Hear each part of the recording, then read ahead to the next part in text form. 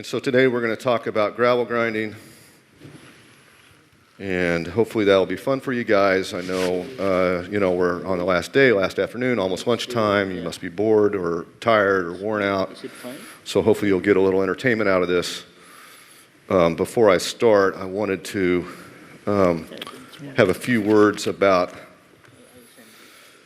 my dear friend Garrett, one whose courageous battle with the disease continues to rage. So he's a rider, professional, musician, husband, father, and I just learned as I traveled here that his treatment has been discontinued and he's going to enter a hospice.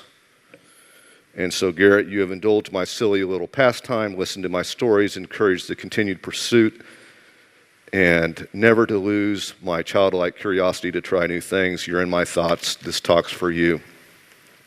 Warning, middle-aged man in Lycra. Alert. So we're talking about gravel grinding. We're not talking about these guys, okay? Testosterone-charged, pterodactyl-looking dudes riding real fast. That's not me. That's not us. We don't ride these bikes with skinny little tires. We're not these guys barreling down mountains, jumping over stumps and rocks and going to the emergency room. That's not us either. We're not riding those kind of bikes. This is us, gravel grinding. Anybody do that? Anybody know what this is? Yeah, sort of, a couple people. It's actually one of the hottest segments in cycling right now. We're talking about roadways that are unpaved. In the United States, there's quite a lot of these, in the Midwest especially. Various granularities of rock, dirt, mud, sand. Really kind of designed for farmers and stuff like that. And cyclists have decided that we like it too. So this is our kind of bike. It's called a gravel bike. It looks kind of like a road bike. It's got the same little curly handlebars, but it's different. It's got a different kind of geometry. It's more relaxed. It's got a lower bottom bracket, a longer wheelbase. It's designed for stability over very rough surfaces and comfort. Usually has disc brakes. Tires are wider, anywhere from, say, 32 to 45 millimeters. Less air pressure in the tires, a lot of times tubeless, for safety and comfort on these surfaces. So the great thing about gravel, and I grew up in Kansas. Kansas is a very large state. It's about 400 miles wide and 220 miles tall. And it's largely unpopulated. And so it's covered with gravel roads. They're on a grid pattern, which means you go a mile, you hit an intersection, you can go north, south, east, west, go any direction, go another mile, another intersection, forever, okay? So you want to figure out a route on a gravel bike, you pull out your graph paper and you draw it and you go do it, okay? And it's just really cool. So we're talking about a transition from, me, old coder guy, to this gravel dude.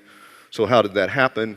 So I was born in the 60s, grew up in the 70s, small town America, and so, this was a town we lived in, and those were the hills, this is the town, and Mom said, don't cross the highway, to us, and we did it anyway, and we'd go out and we'd ride those hills joyfully and gleefully, and then we'd wash up real carefully before we went home so we wouldn't get caught by Mom, and then she always found out, and we're like, how'd you find out? And she told us later it was mud in our underwear. So, like most coders, I think, we go through this period where we forget our initial loves, and and by the way, that's my father. And he was the guy who inspired us with bikes. There was always plenty of bikes around. It was a high priority. If you had a breakdown on a bike, that was a high priority maintenance item. It was a ticket that usually got resolved within 24 hours.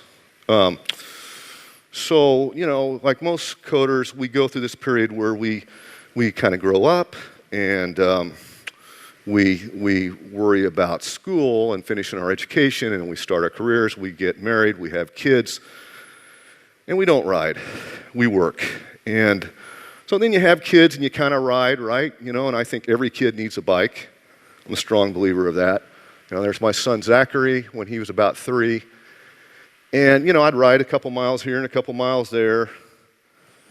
And then, you know, if you start a company, those are my brothers and I in Vegas, and you start working 40 hours, 50 hours, 60 hours, 70 hours, 80 hours a week, 10, 12, 14, 16, 18, 20 hours a day, working, drinking, eating, not taking care of yourself, you know.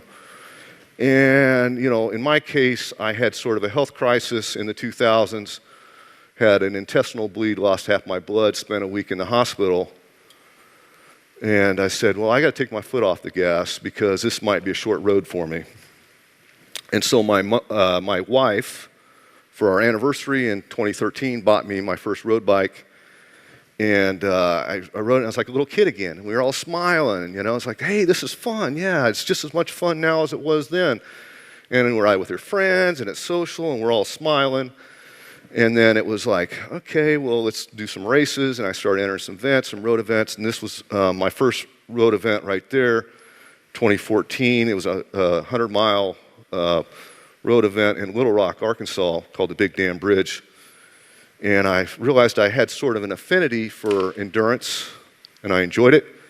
And I didn't really know much about gravel until my little brother Timothy, pictured here in 2014, said, hey, would you support me on my try for completing the Dirty Kanza? What's that? Well, we'll talk about that here in a minute. So I said, yeah, I'll do it, and got inspired. And I said, I want to do that sometime, start riding this gravel. And I was like, nah, I'm still too busy, you know, conferences and stuff.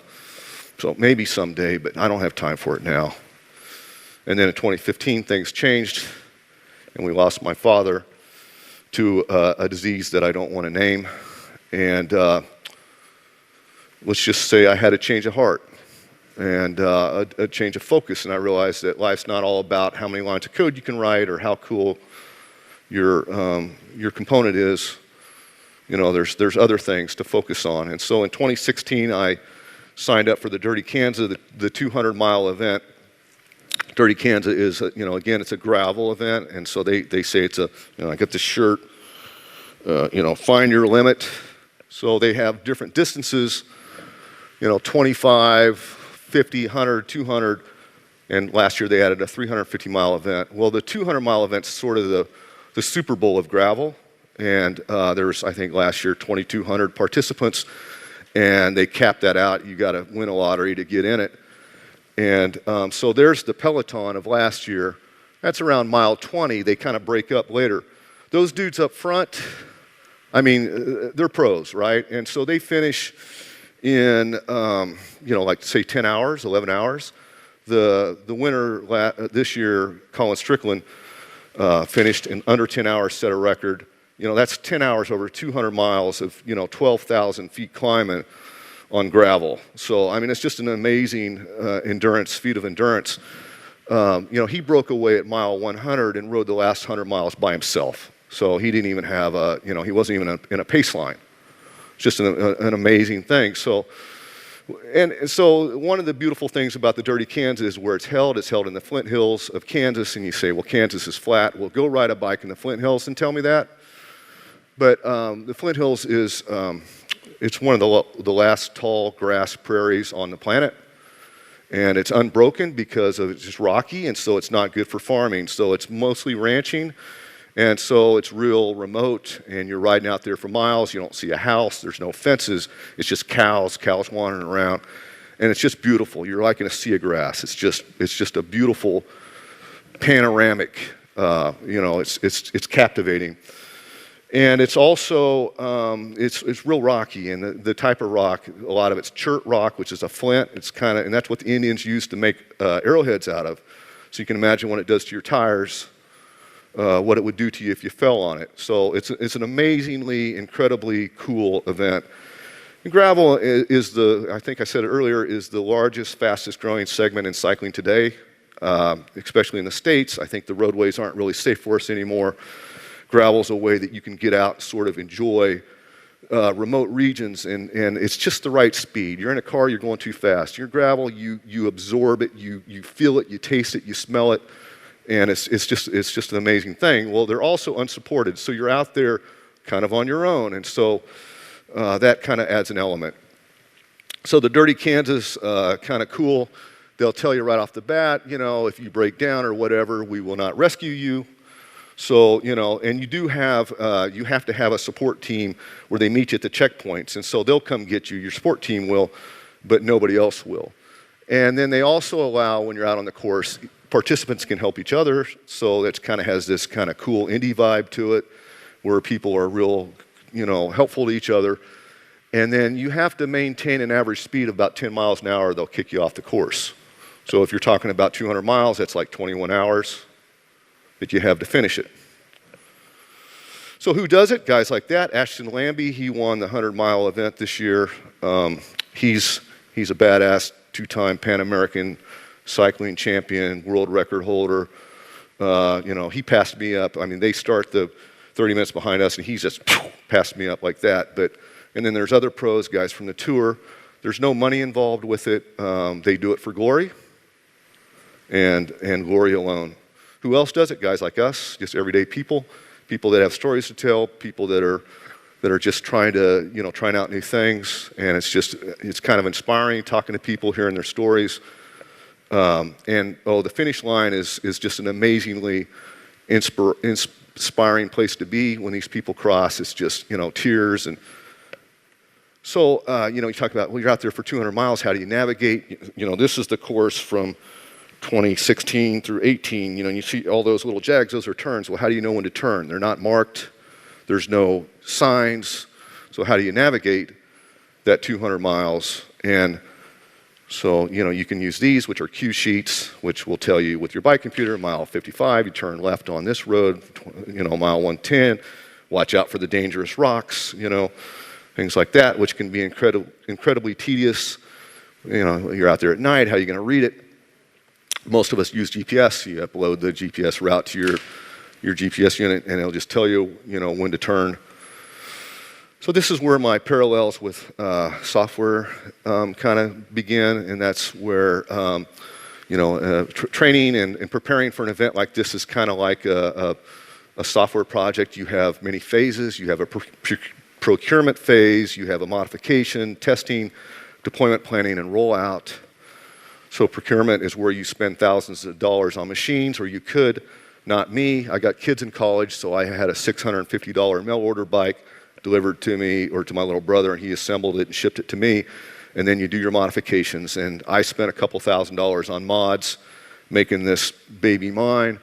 You can see I got aero bars and saddle bags and frame bags and different wheels. And, there's a suspension in the stem to dampen the vibration, because 200 miles on gravel, the first time I did it, my hands were numb for 3 days afterwards, and just you name it. So I could talk to you all day about modifications, and then there's testing, and you have to test. What's your nutrition? What are you going to eat when you're out there? What are you going to drink? What kind of electrolytes? Are you going to eat solids? You're going to eat liquids? You're going to eat sweet? You're going to eat salty? How are you going to train? Is your bike right? So you got to get out there and ride. And so there's different strategies for training, and we could talk about that for an hour. And I'm certainly no expert, but high intensity training is real popular right now, where people have what are called power meters, where they can, they'll know how much power they're laying down, or there's heart rate monitors. And so you'll train, shorter distances, but high intensity. So that's the scientific method.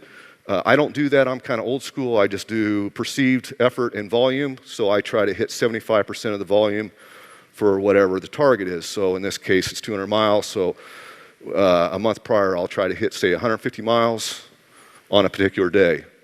And during that time, if your bike's not fit right, or if there's anything wrong, you're gonna realize it.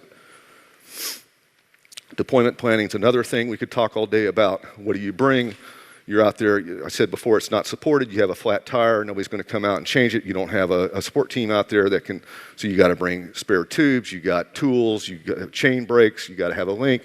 If your derailleur snaps off, or what are you going to eat while you're out there? How are you going to carry it? Are you going to eat sweet? Are you going to eat salty? And so all that stuff, it gets in your head, and you start thinking about it, and you make these checklists, and this checklist is all the things that I brought with me at the starting line, and then these are the things that, that you have your support team meet you out on the field with at the checkpoints.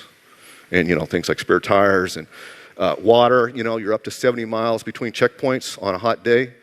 So you got to have maybe a gallon and a half, 2 gallons of water, different kinds of electrolytes. How are you going to carry that? That's all part of this. So it's like an expedition almost. It's one of the things I really enjoy about it. And then you got the rollout, and then that's like in software. You roll out. You hope that your preparations were right. You hope everything went right. You cross your fingers and you go. And that's the starting line of Dirty Kanza. I forget what year it is, but you can see there's thousands of people. And the whole town of Emporia comes out. Emporia is a small town, say 10,000 people, and they're all out there. Tens of thousands of people are out there, and it's, you feel like a rock star. They're doing cowbells, and it's just a really, really cool thing. So, sometimes it's good, right? Sometimes you're out there, you do that race, and it's good. The beer's cold, everybody's smiling, it tastes good. The birds are chirping, the flowers are blooming, the course is beautiful. Everybody's friends are everywhere. And, we're all smiling and we're riding, we're having fun, and we see cool things, and it's just great. It couldn't be any better. And then, it can be unusual and funny, like this guy right here who made a bike so he could take his dog along, or, this guy who brought a rubber chicken and had its picture taken instead of him. In 2017, I think it was, we rode with this guy, Derek, who 5 miles before the finish line, he's like, I'll see you guys at the finish line, and he kind of pulled off, and then we saw him later, and he rode across the finish line in a thong bikini. So, I don't know. I mean, it's just a kind of a crazy thing. And then the next day you eat a lot. That's myself and my cousin, Greg, in 2016. I think that was a pancake. And so, you have to, you can imagine what your appetite would be on the next day. And then sometimes bad things happen. It could be good, and then 5 minutes later it's bad. And when it's bad, it's really, really, really bad. And so, for example, in March of 2018, I had a freak accident and tore my bicep from my forearm and had to have surgery 3 months before the event. The doctor's like, you can't ride for 4 months. So I'm like, well, that means I can't ride the Kanza. So I'm like, well, can I train indoors? He goes, yes. So I bought a smart trainer and I trained indoors. And so when you're on a smart trainer, it's not really about miles. It starts to become time and power.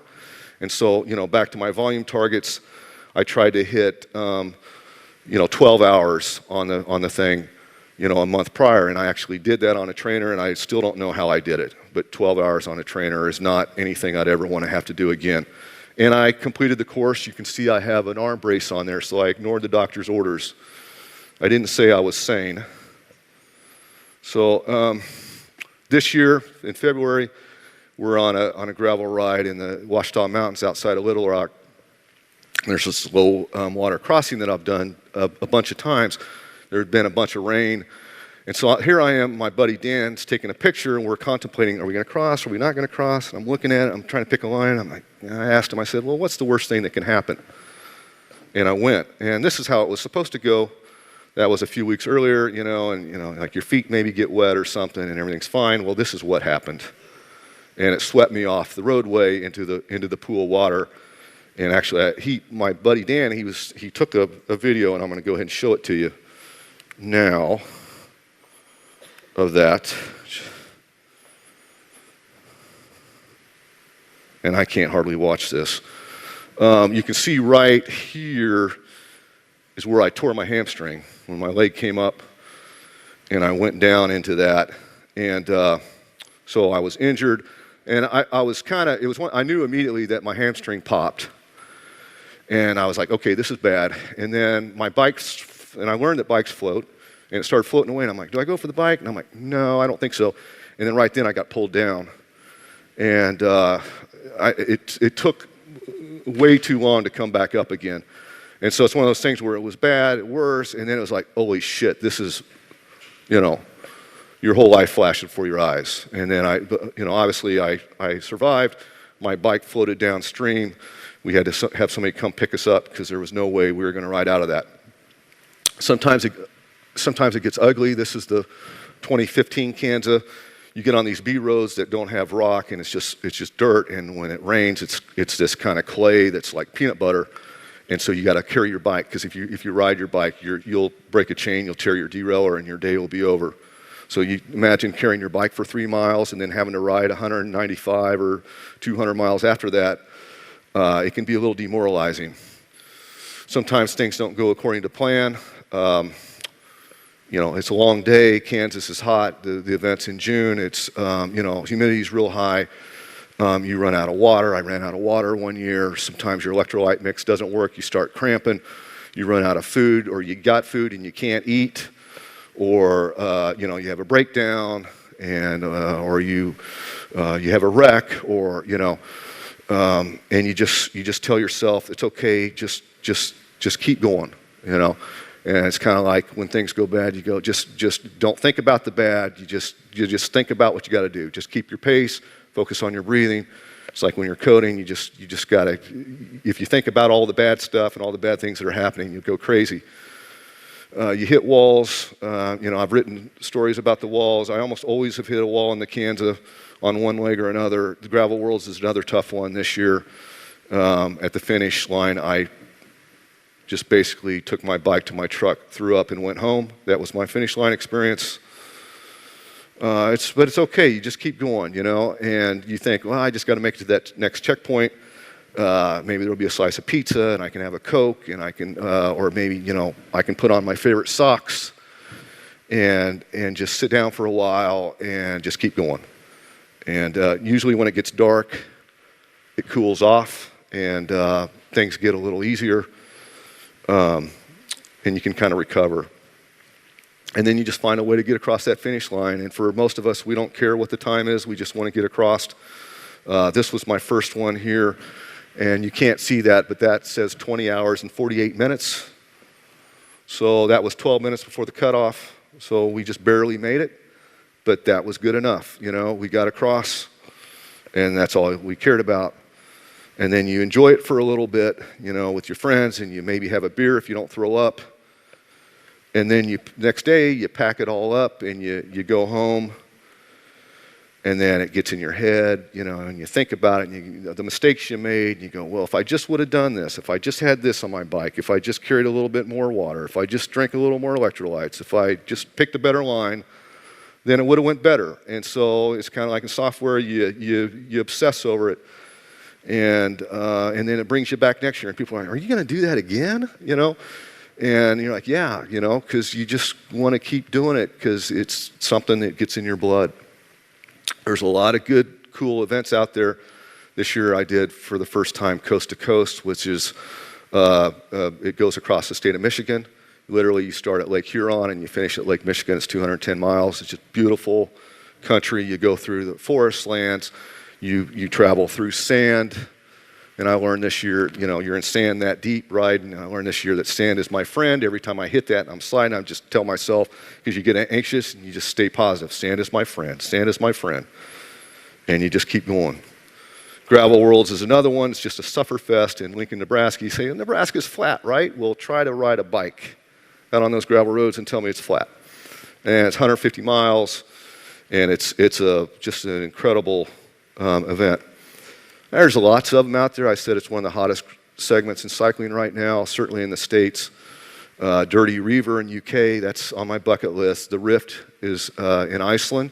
This was the first year for that, and that's just, you can imagine riding a bike on the gravel roads in Iceland, what kind of experience that would be. They're in Iowa, they're in Missouri, Oklahoma. Already mentioned Kansas, Colorado has one. Idaho has a really big event. They're on the East Coast, they're on the West Coast. They're just popping up all over the place. So some lessons that I learned: choose your line carefully. Things can go from good to bad really quickly. The first time I did Gravel Worlds in Nebraska, I went down twice in about 5 miles because I just wasn't picking a good line and hit some sand. And fortunately, I was able to continue. Random facts: salad does not travel well. Don't try to bring it on a ride. Bikes do float. I never would have thought a bike floats, but it does float. I know that. I've seen it. Things don't always go according to plan. Don't worry about it. Just keep going. Bad can be turned into good. So I've written about this a bit on my blog, iamfortress.net. I've written about some of these events in detail. If you're interested, have a look. And also, if you're interested in trying it out, you can contact me or talk to me. I'm around, and I'd be happy to talk to you about it. So that's my talk. I think we're probably out of time. So thanks for listening.